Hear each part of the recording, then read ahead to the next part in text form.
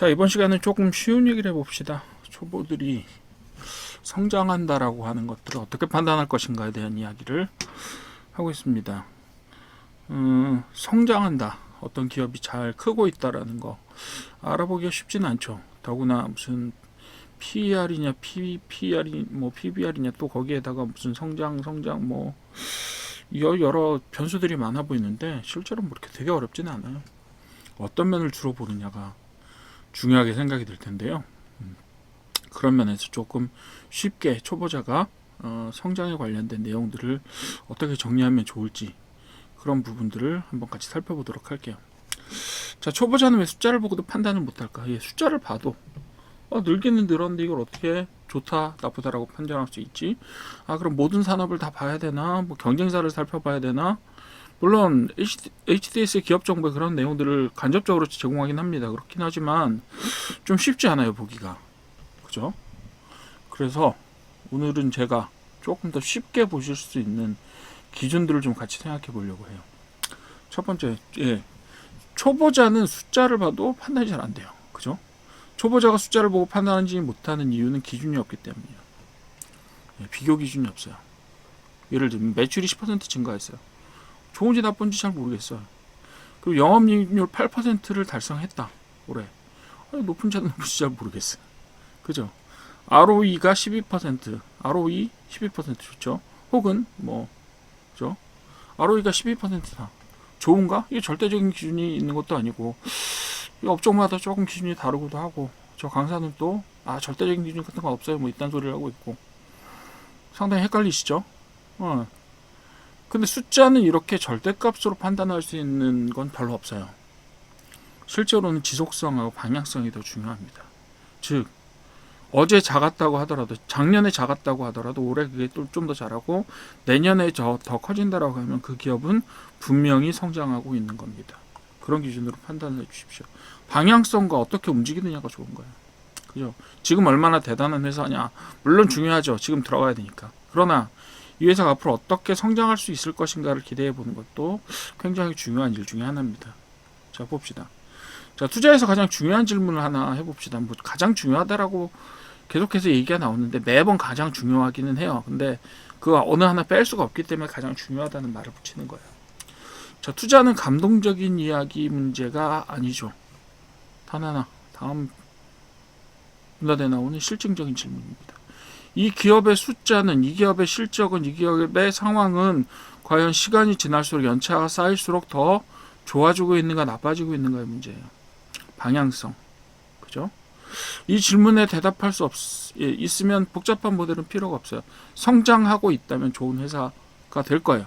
지금 아니라고 하더라도. 자, 첫 번째로는 제목을 안 가르쳐 드렸네요. 초보자가 반드시 봐야 될 변화 지표라고 하는 거예요. 지표도 중요하지만 변화에 대한 지표도 중요하다. 5가지 한번 봅시다.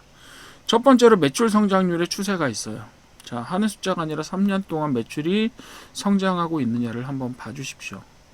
더 오래 보면 좋겠지만 더 오래 본다는 건 이전의 데이터예요.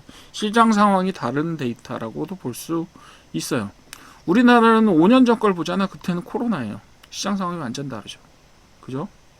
그렇기 때문에 5년, 6년 이렇게 길게 볼 필요가 없어요. 게다가 또 그 안에 무슨 별일들이 많잖아요. 그렇기 때문에 그런 부분들은 최소 3년은 봐야 되지만 3년보다 더 큰 것을 볼 필요가 있을까? 봐서 좋으면 좋지만 그게 꼭 필수 불가결한 건 아닙니다. 그래서 적어도 3년 정도는 보십시오. 한 해 숫자가 아니라 3년의 흐름을 봐야 되는데 3년의 흐름은 되게 보여줍니다. 쉽게 볼 수 있어요. 여러분들이 사업보고서 이런 것들 안 보셔도 돼요. HDS에 거의 다 있습니다. 회사 정보 그런 데 다 있어요. 그래서 증가, 유지, 감소 중에 어디 있느냐를 한번 봐주십시오. 증가가 가장 좋지만 감소되지 않으면 괜찮아요. 두 번째로는 영업이익률의 방향입니다. 이익률이 상승하고 있느냐, 정체인가, 하락 중인가 이런 것들을 따져봐 주십시오.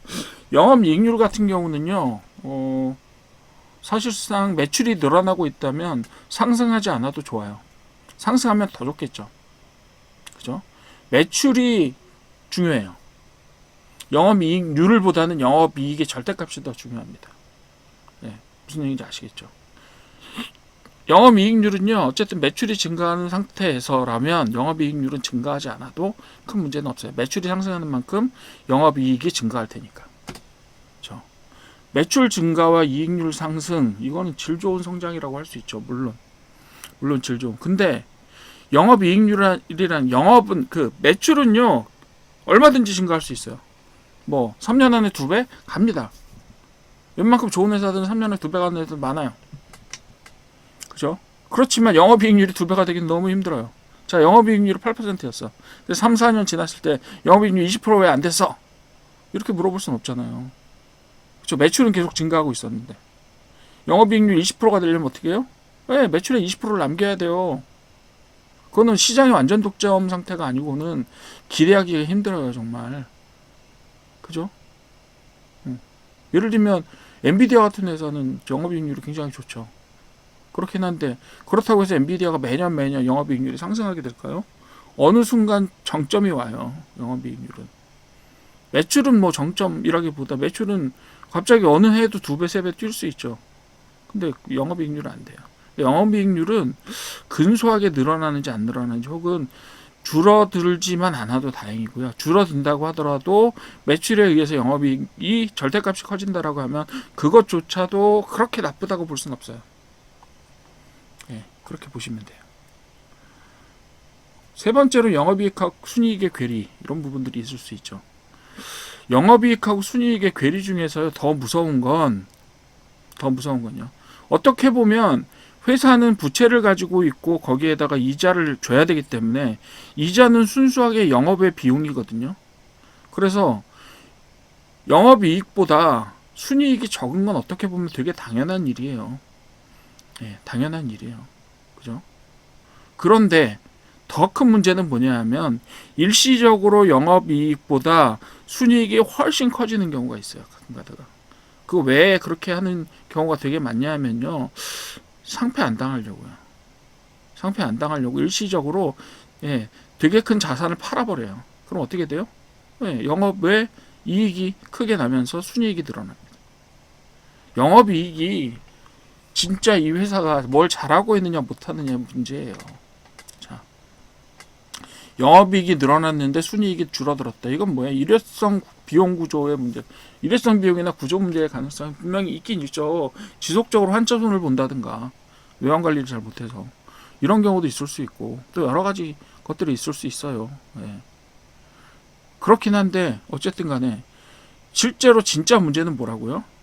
영업이익은 났는데 순손실이 났어. 일수적으로 뭔가 잘못 컨트롤하면 그렇게 될 수 있어요. 근데 영업이익이 나는 회사는 언제든지 그 업으로 다시 살아날 수 있어요. 제일 큰 문제는 뭐냐 하면 영업이익이 큰데 순이익이 작아지는 것 중에서 제일 큰 위험은 뭐냐 하면요. 부채 비율이 너무 높은 거예요. 부채 비율이 너무 높아서 이자를 많이 준다. 큰일이죠, 이건. 그래서 거의 뭐 제로에 가깝게 수렴하거나 마이너스가 되는 경우도 있어요. 혹은 이자 때문에. 그런 경우에 구조적인 문제가 있는 거죠. 두 가지 다 문제예요. 그렇긴 하지만 일정 부분 차감되는 건 사실이에요. 영업이익보다 순이익이 항상 값이 작은 건 사실이에요. 특별한 일이 없으면. 근데 특별한 일을 만들어서 순이익을 크게 만들어서 계속해서 손실이 나가지고 뭐가 돼요? 자본 잠식이 일어나는 걸 인위적으로 막는 경우가 가끔 있습니다. 그런 경우가 훨씬 위험해요. 그렇게 보시면 되겠고, 영업현금 흐름은 잘 안 보이긴 합니다. 영업현금 흐름은. 그렇지만 영업현금 흐름 때문에 가끔 가다가 어떻게 해요? 잡아지는 회사들이 있어요. 근데 이게 이렇게 흔한 경우는 아니에요. 소위 흑자부도라고 얘기하는데 흑자부도 쉽지 않아요, 정말. 흑자부도 진짜 쉽지 않습니다. 왜냐하면 일단은 상장기업이라고 하면 어떻게든지 자금을 조달할 수 있는, 시장에서 자금을 조달할 수 있는 어떤 능력을 조금 가지고 있어요. 근데 주는 이제 그런 거죠. 그런 시장 자금 조달 능력만이 회사의 유일한 경쟁력일 때가 문제인 거죠. 그런 경우만 아니면 괜찮습니다. 그리고 다섯 번째로 부채 비율의 지금 변화, 이 얘기는 계속 앞에 있는 이야기들하고 이어져 있어요. 부채 비율이 절대값에 비해서 증가 속도가 빠른 경우, 즉 자산의 증가 속도, 자산이나 자본의 증가 속도보다 부채의 증가 속도가 훨씬 빠르다. 이건 문제 있는 거예요. 왜 부채가 늘어나요? 남의 돈인데. 비용은 늘어나. 그게 영업의 비용을 굉장히 가중시키는 행동인데. 그죠? 네, 그런 거예요. 그래서 매출보다 빨리 늘거나 아니면 자기 자본의 증가 비율보다 부채의 증가 비율이 빨리 늘면 부채율이 늘어난다고 하는 거죠. 부채 비율이 늘어나는 거죠. 그게 그렇게 되는 것은 뭔가 영업상의 문제가 있다는 얘기예요. 뭐 그런 경우는 있을 수 있어요. 부채 비율이 갑자기 늘었어. 예. 근데 이게 투자 용도였어요.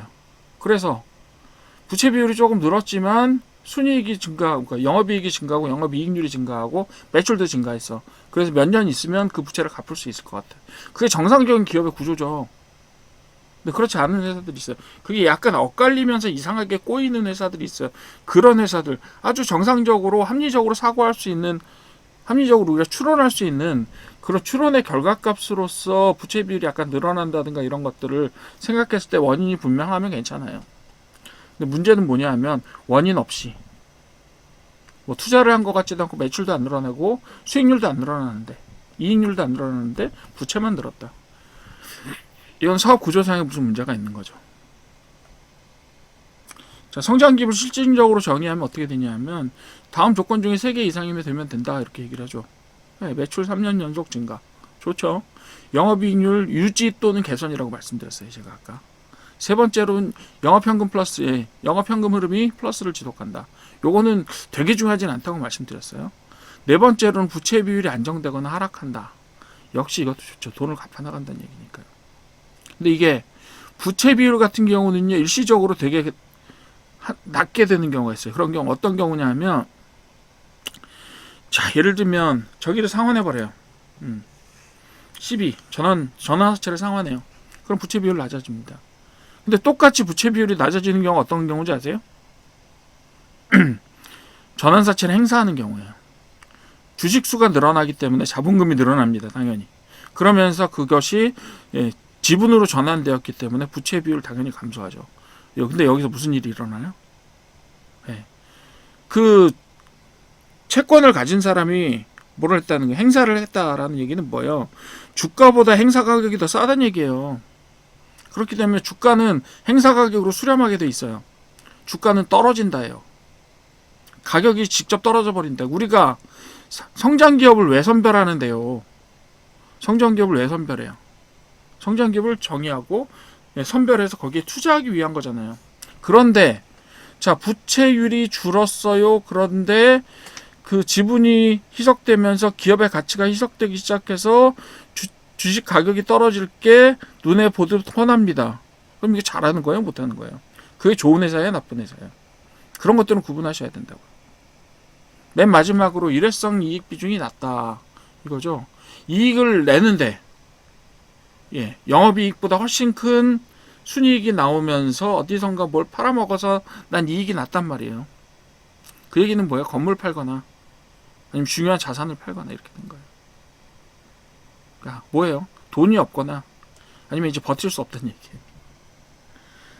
자, 이런 기반에서 어떻게 보면 성장이 일어나는 거예요. 성장은 기대가 아니라 숫자로 확인되는 거다. 결국은 최종적으로 숫자가 그 과정과 결과들, 가치를 증명하게 되는 겁니다. 자, 초보자 가장 많이 속는 착시 성장이 뭐냐면 첫 번째로는 매출은 느는데 이익률이 계속 하락하는 경우예요. 매출은 늘어나, 그쵸? 이익률은 하락해. 이거 어떻게 하면 그렇게 할 수 있죠? 제품 가격 낮추면 그렇게 할 수 있어요. 제품 가격 낮추면 매출은 늘릴 수 있지만 이익률은 계속 하락할 거예요. 그죠? 이런 식이에요. 혹은 경쟁이 치열해져요. 경쟁이 치열해져서 시장 자체는 점점점 커지고 있는데 문제는 시장 점유율이 점점 떨어져요. 매출은 느는데. 그런 경우도 가끔 있다고요. 그런 경우에 어떻게 돼요? 경쟁이 격화되니까 이런저런 비용을 많이 쓰게 돼요. 마케팅 비용, 홍보 비용, 광고 비용, 게다가 가격은 떨어뜨려야 되죠. 그죠? 그런 것들이 문제가 생겨요. 그래서 그런 것들이 아마 착시 현상으로 첫 번째 저기일 거예요. 첫 번째일 거예요. 두 번째로 순이익이 급증했다. 그죠? 순이익이 급증해서 이거 순이익이 났는데 근데 영업이익 조금 마이너스긴 하지만 순이익이 이렇게 많이 났으니 안심, 이렇게 접근하시면 안 된다고요. 왜요? 일회성의 순이익 급증은요, 예, 자산 팔아먹었다는 얘기예요. 예. 착지 3. 외형성장. 외형성장을 하긴 했는데 부채하고 유상증자로 자산을 키운 경우에요. 그죠? 그리고 이런 성장은 별로 별 볼 일 없습니다. 세 개 다. 그죠? 뭔가 늘기는 늘었어. 긍정적인 수치가. 근데 소용없다고요. 성장은요, 항상 이익과 현금 구조와 함께 봐야 된다라는 거예요. 항상 그렇게 봐야 됩니다. 자, 숫자를 해석하는 올바른 순서를 한번 봅시다. 자, 초보자는 이 순서를 반드시 지켜주십시오. 첫 번째로 3년간 추세를 확인하세요. 뭐예요? 매출. 그리고 영업이익과 순이익 확인하십시오. 그리고 또 뭐예요? 부채 비율 확인하세요. 부채 비율이요. PER, PBR은 지금 확인 못 하셔도 돼요. 게다가 PER, PBR은 지금 종목이 많이 올랐다라고 하면 무슨 일이에요? 예. PER과 PBR의 수치 성적이 그 숫자로 배수로 표현되는 성적이 아주 좋을 수도 있어요. 그런 경우에 PER, PBR이 현재 스코어로는 별로 도움이 안 돼요. 왜? 가격이 많이 올랐을 때. 예를 들면 그러니까 올해 그 보고서가 나왔잖아요. 사업 보고서가 나왔을 텐데 그 사업 보고서 기점은 2024년 말이란 말이에요. 2024년 말이요. 2024년 말일 때, 네, 말일 때, 그 다음에 주가가 올랐잖아요. 주가는 올랐지만 실적은 알아요, 몰라요, 지금. 1년 결산하기 전까지는 모른단 말이에요. 근데 가격은 이미 올랐어요. 그럼 PER 다시 계산해 봐야 돼요. PBR, PSR 다 다시 계산해 봐야 될 필요가 있습니다. 무슨 얘기인지 아시겠죠? 그렇게 보는 겁니다. 일단 PER, PBR 이런 것들이 그 HTS에서 나오는 건요, 그거는 과거의 기록이에요. 그러니까 지금 다시 계산해 봐야 돼요. 항상 자기 자본 대비 시총이 중심이 되고요. 그 밑에다가 자기 자본을 깔든 아니면 뭘 깔아요? 수익을 깔든 1년에 그 영업이익을 깔든 또 다른 건 뭐 있어요? 매출액을 깔든 이렇게 하는 거예요. 자, 그래서 방향성 판단을 하시고 좋아지나 세 번째로는 지속 가능한가를 한번 보세요. 사업을 잘하면서 지속 가능한가. 제가 지난번 강의 때 한번 말씀드렸어요. 뭐가 위험하다고요? 한방 터트리는 수익을 내는 기업은 위험하다. 어떤 거예요, 대표적으로? 네, 보물선 사업 얘기했었잖아요. 자원개발 이런 거. 많이 들고 나왔어요, 실제로 자원개발 같은 것들은. 우리 자원개발에서 광산 샀어요, 지분 샀어요. 터져야 광산이죠. 세 번째로 뭐라 그랬어요? 네, 신약개발이요. 신약개발은 정말 힘든 과정이에요. 웬만한 기술과 자본 가지고 이룰 수 있는 게 아닙니다. 삼상이 문제가 아니에요. FDA 승인도 문제지만요. 네, 그 다음에 시장에서 선택받느냐 못 받느냐는 더 큰 문제입니다. 그죠? 와, 되게 획기적인 약을 개발했어요. 근데 희귀병 치료약이야. 시장성이 있어요, 없어요? 별로 없습니다. 그런 것들을 옥석을 하시라라고 말씀을 드리는 거예요. 자, 지속 가능성 점검하고요. 그 다음에 가격과 비교해서 한번 점검해 보시라고 얘기하는 겁니다. 기본적인 가치 판단을 먼저 하세요. 그 다음에 이게 비싼지 싼지를 그 다음에 결정하십시오. 자, 일단 좋은 물건 사야죠. 그죠? 좋은 물건 사야 될 거 아닙니까? 여러분들도 어디 쇼핑몰에 가서 무슨 물건 하나 사시거나 시장에 가서 채소 한 개를 고르시더라도 이 물건 좋은지 안 좋은지를 한번 먼저 보시고, 이게 쓸만하냐, 내가 써볼만하고 얘가 괜찮은 종목이야 라는 판단이 먼저 내려져야지 그 다음에 가격 판단을 하는 거예요. PER 같은 것은 철저하게 가격을 베이스로 이 종목의 어떤 가치를 판단하는 거기 때문에요. 그 다음에 하셔도 돼요. 기본적으로는 옥석을 가려놓고, 그죠? 옥은 비쌀 수 있어요. 옥은 비쌀 수 있어요. 너무 비싸면 안 되지만 일단 옥은 비싸요. 근데 돌은요, 가치가 없어요. 가치가 없어요. 걔가 아무리 싸도 가치가 없어요. 정말 이상하게 만든 음식 싸게 판다고 해서 팔아서 여러분들이 먹었을 때 과연 만족감이 있을 것 같아요? 조금 비싸게 주고라도 정상적인 음식 사는 게 낫죠. 그래서 초보자들이 하는 가장 흔한 실수 중에 하나는 PER, PBR 뭐 이런 것부터 보는 거예요. 차트만 보는 거예요. 차트만 보고 어떻게 알아요? 차트를 잘 보면 물론 그것은 아주 필수 불가결한 굉장히 중요한 스킬이고 조건이긴 합니다. 그렇지만 차트만 보지는 마십시오. 적어도 뭘 같이 봐야 돼요? 기업을 봐야 돼요. 그리고 기업과 가격의 관계성도 봐야 되고, 그리고 나서 차트를 보십시오. 그럼 차트가 더 잘 보일 뿐만 아니라 좀 더 올바른 판단을 하는 데 도움이 된다, 이렇게 말씀드릴 수 있습니다. 강의 요약할게요.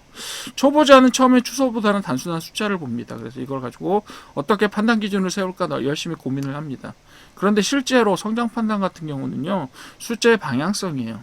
좋아지고 있느냐 나빠지고 있느냐, 그리고 정확하게 봐야 되는 기초적인 항목의 정의도 매우 중요합니다.